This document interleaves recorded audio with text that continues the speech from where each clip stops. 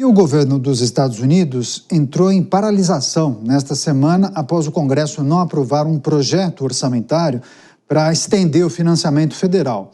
Esta é a primeira paralisação, ou o shutdown, né? Essa expressão que se utiliza, desde o mais longo da história, que durou 35 dias, a paralisação, isso há 7 anos. Então, para a gente entender um pouco mais sobre essa dinâmica, esse tema, esses desafios para os congressistas norte-americanos, vamos conversar a partir de agora com o economista Hugo Garbi, de volta aqui à programação da Jovem Pan, a quem eu agradeço demais. Hugo, seja muito bem-vindo. Olá, boa noite. Sempre um prazer estar aqui com vocês. Obrigado mais uma vez pelo convite. Hoje entramos no quarto dia, né, de shutdown, que é essa paralisação que impacta muitos serviços do governo federal por conta dessa impossibilidade de acordo entre os congressistas democratas e republicanos. Hugo, queria que você discorresse sobre essa situação e como isso impacta o dia a dia do norte-americano. Pois é, Caniato, os Estados Unidos ele tem essa característica de rigidez na estrutura orçamentária e trata muito, de forma bastante séria esse tema, né? Então, quando você tem um impasse em termos orçamentários, e a gente tem de considerar que os Estados Unidos, apesar de ser o país mais rico do mundo, ele também é o país mais endividado do mundo, existe essa contrapartida, então carrega essa característica. É curioso, né, de dizer, porque essa última paralisação nós tivemos no próprio governo Donald Trump, onde ele ficou ali mais de um mês, né, com o orçamento praticamente travado e teve impacto de quase 0,5% no PIB americano, que é muito dinheiro, né, que acaba sendo envolvido nesse processo de, de paralisação. Alguns analistas, né, e eu também partilho dessa mesma teoria, o problema não é se vai ser aprovado ou não, naturalmente vai ser aprovado. O principal problema e a principal dúvida é quanto tempo vai demorar para ter essa aprovação.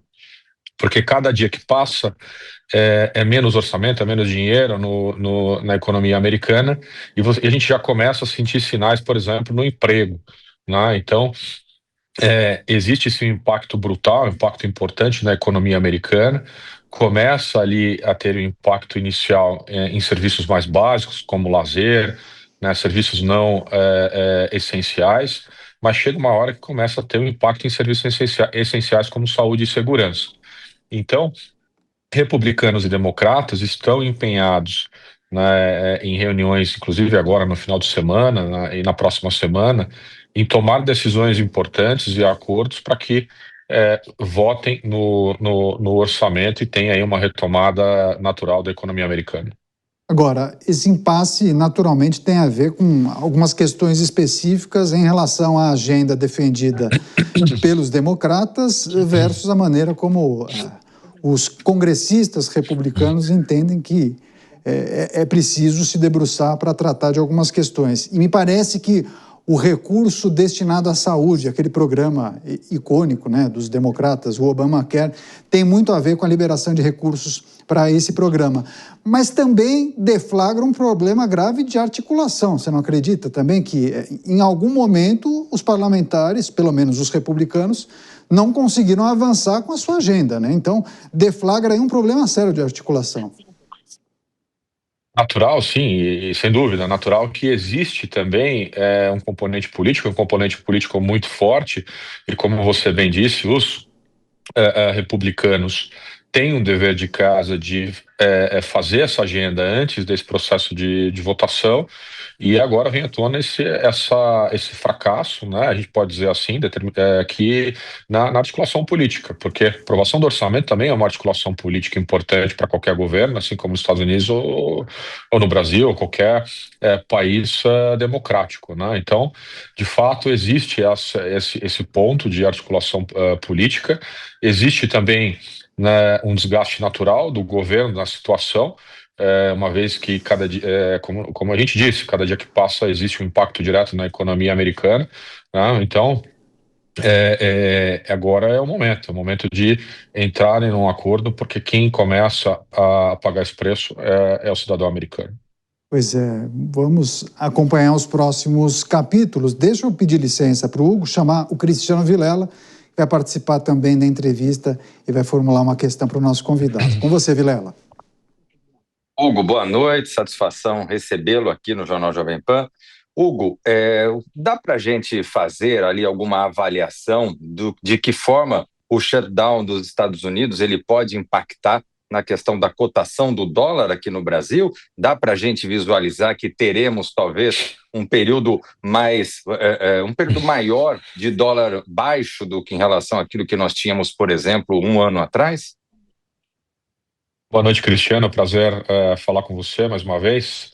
É uma boa pergunta, porque quando você tem, né, a economia, ela é uma ciência de consequências, né? Então, quando você tem um impasse no orçamento americano, naturalmente existe uma certa descrença dos investidores no país. Apesar de ser o país mais rico, mais poderoso, né, do mundo, tem também os seus riscos. Então, quando você tem esse tipo de impasse, que é um impasse grave, existe uma desconfiança, e naturalmente, quando existe desconfiança dentro da economia, o dólar, né, que é a moeda funcional do mundo, ele migra para outros países, emergentes ou não, né, para ter ali uma diluição dos riscos, né, desses investidores. E o Brasil, né, apesar dos nossos problemas aqui, a gente ainda é um dos países emergentes mais buscados pelos investidores. Então, é possível que nós tenhamos um impacto no dólar, né, e que nós tenhamos aí um arrefecimento da cotação dólar-real, ou seja, o real ele vai, teoricamente, pode sim se apreciar frente ao dólar, uma vez que a gente eventualmente possa ter aí uma migração da moeda aqui para o Brasil. Então, tem impacto no dólar. Se continuar, né, essa discussão e houver ali, né, um prolongamento dessa discussão, vai ter sim impacto nos juros, porque uma vez que você tem impacto na produção, né, e desemprego, os juros americanos pode cair com uma velocidade ainda maior, ou seja, o impacto ele é brutal. Você tem impacto de todos os lados ali dentro da economia americana e reflexos no mundo todo. Pois é, acho que na esteira, inclusive, desse questionamento da sua resposta, quais outros aspectos da agenda econômica de Donald Trump nós devemos considerar para além do shutdown, mas em meio a esse processo de aumento de tarifas de importação e também daquela cobrança incessante de Donald Trump para redução na taxa de juros, hein, Garbi? Exato. A gente o Donald Trump sozinho ele já conseguiu, né, fazer ali uma bagunça, entre aspas, na economia mundial em 6 meses, né? Então ele cobrou a China, ele cobrou o Brasil, ele fez uma confusão com a Europa, com o mundo inteiro, né? Então esse incremento de tarifas global ele acaba tendo uma influência na economia americana. Por quê? Porque você deixa o produto, a importação mais cara para os Estados Unidos e, teoricamente, você gera um processo inflacionário. Mas não é isso que está acontecendo, ou seja, você está tendo um arrefecimento da economia americana. E agora, somado ao shutdown, né, que é uma paralisação da economia, imagina, você parar o orçamento americano é como você um elemento brutal, né, econômico. Então, isso acaba impactando também no curto prazo taxa de juros americana, né? Então, nós já tínhamos uma previsão para a redução da taxa de juros americana sem o shutdown, né, só com o tarifaço do Donald Trump. Agora isso tende a acelerar, né? Então, baixando a taxa de juros americana, você tem um impacto global, né, inclusive aqui no Brasil, né, um reflexo aqui no Brasil, principalmente, por exemplo, na Bolsa de Valores, né? Ou seja, os investidores têm menos rentabilidade nos Estados Unidos, vão buscar uma maior rentabilidade. A taxa de juros brasileira ainda continua alta. Então, veja que a gente tem ali sempre um reflexo na economia brasileira. Pois é. Quer fechar, Vilela? Você fazer mais uma pergunta para o nosso convidado, por favor? Sim, com certeza.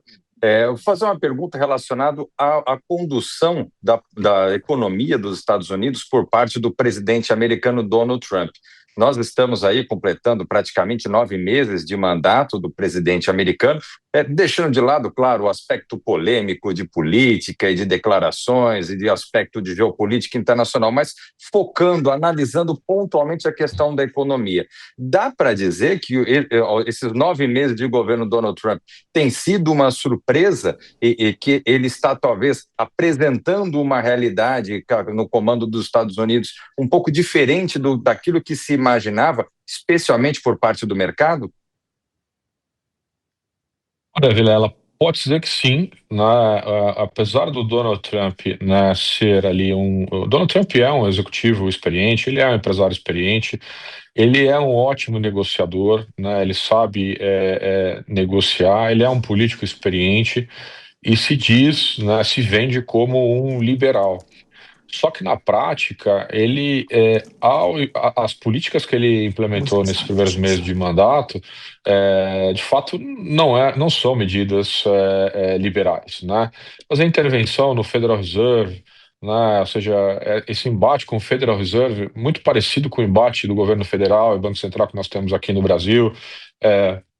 Essas políticas de tarifa, imposição de tarifas, são políticas protecionistas, é o oposto do liberalismo econômico que os Estados Unidos prega nos últimos 200 anos de relação comercial com o mundo, e foi assim que os Estados Unidos se tornou a maior potência econômica. Então, um Donald Trump, eu diria ali, que a gente ainda não consegue ler, diferente daquele que ele se vende, né? A gente já sabia que ele ia chegar com tarifas, mas não no tamanho que se apresentou, né? E agora sente um pouco esse resultado, né, de instabilidade, taxa de juros, né, pressão sobre o dólar, sobre a dívida, ou seja, essa conta começa a voltar para os Estados Unidos, né? Então, de fato, não é o Donald Trump que a gente esperava, diferente, né, daquela característica um pouco mais liberal, e agora vamos aguardar, vamos ver se ele vai recuar um pouco, porque os resultados da economia americana vão começar a chegar, e aí a conta política chega junto. Pois é, só para finalizar, tem mais uma questão rápida, viu, Gabriel? Inclusive, é preciso destacar que o Departamento de Estatísticas do Trabalho dos Estados Unidos não divulgou no dia de ontem, dia 3, os dados sobre emprego, contratação e demissões do mês passado, de setembro, e isso baliza, inclusive, o Banco Central norte-americano para tomar as decisões em relação à taxa de juros. Então, a gente observa que pode ser uma bola de neve. Isso impacta, inclusive, a percepção do mercado, inclusive com oscilações sensíveis na Bolsa de Valores. Dá para a gente projetar um cenário de exageros e de impactos severos na economia, caso os congressistas não consigam chegar a um acordo, por exemplo, nessa semana que vai entrar? Pois é, o impacto ele é um impacto importante. Uma semana de paralisação no orçamento americano é um impacto brutal. Nós já temos aí algumas pesquisas, análises de que, dependendo do tamanho dessa paralisação, se for pelo menos igual à paralisação anterior, pode impactar de novo 0,4, 0,3% do PIB americano, que é muito dinheiro. Então, a gente já começa a ter reflexo de desemprego. Se não divulga o resultado na data, não é um bom sinal, porque é sinal que estão revendo ali, e geralmente notícia boa se revela rápido, notícia ruim segura um pouco para ver se é aquilo mesmo, né? Então, tudo isso já começa a esquentar um pouco essa panela de pressão política que o Donald Trump está vivendo, né? Não pode parar, uma economia como a americana não pode parar o orçamento, né? E lá é bastante rígida essa questão orçamentária, diferente aqui do Brasil, que a gente tem uma previsão constitucional um pouco mais flexível, né? Lá não, lá é diferente. Então, isso sim pode impactar lá, e como reflexo não só no Brasil, mas no mundo todo, porque a economia americana é o carro-chefe da economia mundial. Shutdown nos Estados Unidos, em destaque com Hugo Garbi, economista, sempre colaborando e participando dos programas e telejornais aqui da Jovem Pan. Hugo, obrigado pela gentileza, viu? Grande abraço e bom fim de semana a você. Eu que agradeço, um grande abraço a todos, um ótimo final de semana.